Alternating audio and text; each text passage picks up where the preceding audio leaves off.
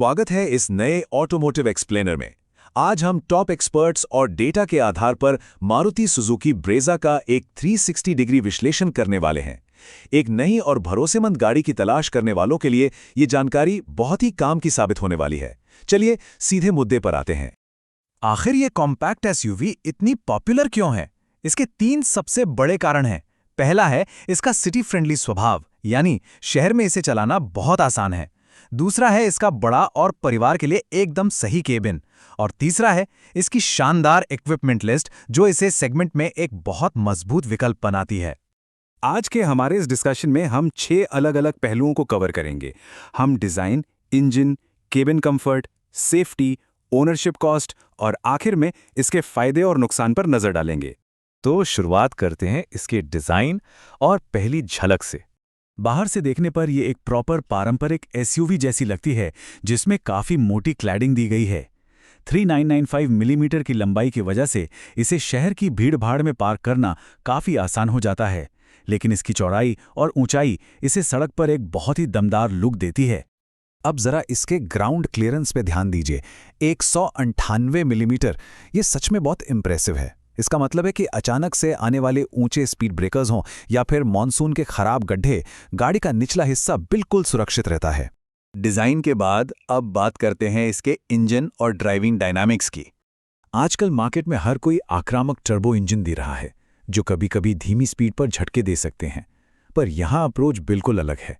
इसका 1.5 litre naturally aspirated engine जानबूझकर इस तरह ट्यून किया गया है कि शहर के ट्रैफिक में एक बेहद शांत और तनावमुक्त ड्राइव मिले, एकदम रिलैक्स्ड। और इस स्मूथ इंजन का बेहतरीन साथ देता है इसका सॉफ्ट सस्पेंशन। ये सेटअप टूटी-फूटी सड़कों और स्पीड बम्प्स के झटकों को ऐसे एब्जॉर्ब कर लेता है कि कैबिन के अंदर बैठे लोगों को एक बहुत ही कंफर्टेबल राइड मिलती है। चलिए अब केबिन कंफर्ट और अंदर मिलने वाली टेक्नोलॉजी को करीब से देखते हैं। कैबिन में हार्ड प्लास्टिक का इस्तेमाल जरूर हुआ है, लेकिन लेआउट बहुत ही सीधा और एर्गोनॉमिक है। सबसे अच्छी बात है इसकी फ्रंट सीट्स। इनकी कुशनिंग इतनी बढ़िया और चौड़ी है कि भारी फ्रेम वाले लोग भी इसमें बिना किसी परेशानी के आराम से बैठ सकते हैं। टेक लवर्स को भी यहाँ निराश नहीं होना पड़ेगा। एक pop out head up display मिलता है, जिससे नज़र सड़क पर ही बनी रहती है। साथ में 360 डिग्री कैमरा, 9 इंच का बड़ा टच स्क्रीन और शानदार आरकेएमएस साउंड सिस्टम भी दिया गया है, जो ड्राइविंग एक्सपीरियंस को काफ़ी प्रीमियम बना देता है।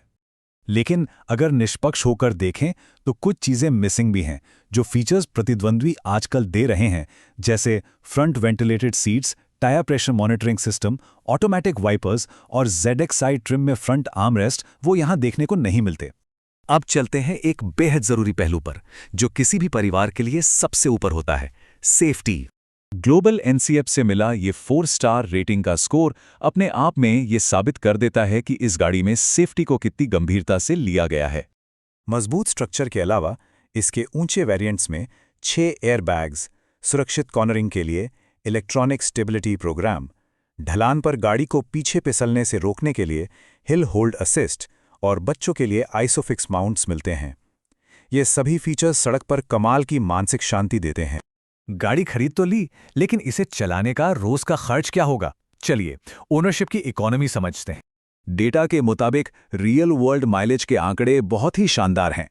पेट्रोल में लगभग 16.50 किलोमीटर का एवरेज मिल जाता है, और अगर कोई फैक्ट्री फिटेड CNG वेरिएंट चुनता है तो 21.50 किलोमीटर प्रति किलोग्राम का माइलेज रनिंग कॉस्ट को बहुत ही कम कर देता है। और मेंटेनेंस का क्या? ये 5 साल का सर्विस ब्रेकडाउन तस्वीर एकदम साफ कर देता है। पहली 10,000 किलोमीटर वाली सर्विस फ्री है, और उसके बाद भी हर मेजर सर्विस का खर्च 5 से 6,000 रुपए के आसपास ही रहता है। इन सभी खर्चों को जोड़ दें तो 5 साल की कुल मेंटेनेंस कॉस्ट सिर्फ 25,809 रुपए आती है। ये इतना कम है कि शायद 5 साल में बाहर खाने पीने का खर्च इससे ज्यादा निकल आए। ये कम खर्च ही इसे एक सही मायने में पॉकेट फ्रेंडली गाड़ी बनाता है। तो फाइनली इस पूरे एक्सप्लेनर के आखिरी हिस्से पर आते हैं, फायदे और नुकसान। किसी भी चीज की तरह इसे भी तराजू में तौलना होगा। एक तरफ मारुति का बेजोड़ सर्विस नेटवर्क है, रोजाना का शानदार राइड कंफर्ट है और बेहतरीन रीसेल वैल्यू मिलती है। लेकिन दूसरी तरफ कोई टर्बो या डीजल इंजन का ऑप्शन नहीं है, इंटीरियर में कुछ बेसिक प्लास्टिक्स हैं और इसके ऑटोमेटिक वेरिएंट्स थोड़े महंगे लग सकते हैं। तो सब कुछ जानने के बाद बात इस एक सवाल पर आकर टिक जाती है क्या रोमांचक और तेज तर्रार टर्बोचार्ज्ड परफॉर्मेंस चाहिए या फिर एक शांति से चलने वाली, भरोसेमंद और कम खर्च वाली ओनरशिप ज़्यादा ज़रूरी है? इस सवाल पर ज़रूर विचार किया जाना चाहिए, क्योंकि यही तय करेगा कि ये गाड़ी रोज़मर्रा की ज़रूरतों के लिए सही है या नहीं। इस विश्लेषण में साथ बने रहने के लिए धन्यवाद।